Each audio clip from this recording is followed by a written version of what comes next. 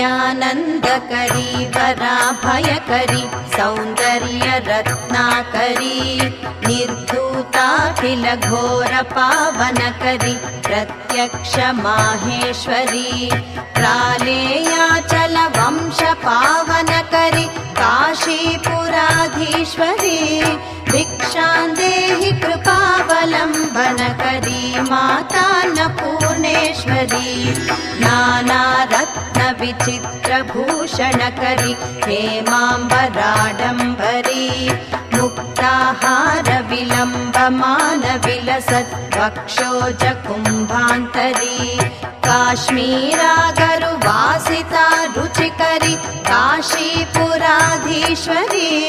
भिक्षां देहि कृपावलम्बनकरी मातान्नपूर्णेश्वरी।